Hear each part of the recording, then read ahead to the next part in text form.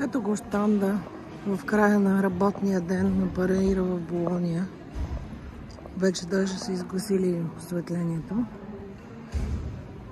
Това е селекцията с нови книги. Тя е доста голяма. Между селекцията с новите книги се намира White Ravens. Книги от списъка на White Ravens. Това е една много престижна книжна селекция. И тук е нещо, което се оказа огромна атракция и всъщност доста ни помагаше, когато говорихме за художниците от среща. Пък и за тези. Оказа се, че страшен интерес има към българските книги от 60-те, 70-те. Така. Това са местата за срещи. Тук може да се даунлоудва каталога към изложбата. Освен него е каталога с книжната селекция. И това е нещото, което привличаше вниманието през цялото време. Тази композиция. Така. Тук отиваме към изложбата. Това е уводната част на таблото. Заглавие и текст. Сайта на проекта.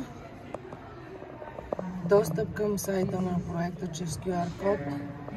Авторските права за използваните изображения.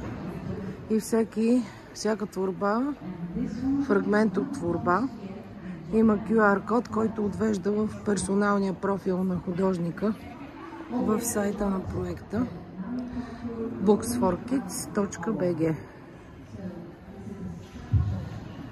Освен, че тези 25 илюстратора имат профили с галерии, в които може да се видят близки кадри от книгата, подготвителни рисунки. Тук са всички книги, които могат да се видят на живо. Част от тях са отново там. И към всяка книга има този стикер, този етикет с QR код за вход към сайта и преведен на английски от Трейси Спит, кураторски текст и всички параметри на изданието.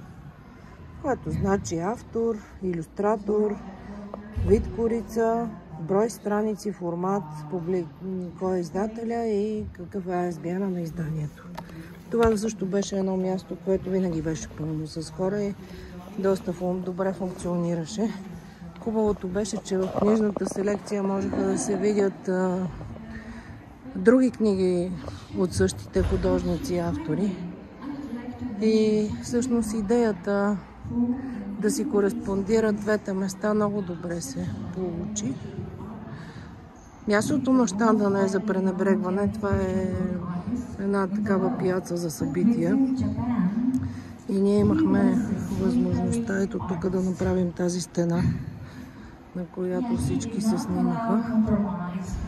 Също така вървя малко по-бързо, защото сега затварят панаира в момента. Щанда е 64 квадрата и е много просторен и е събрал наистина много работи. Ето и от другата пияца, това е павилиона на Китай,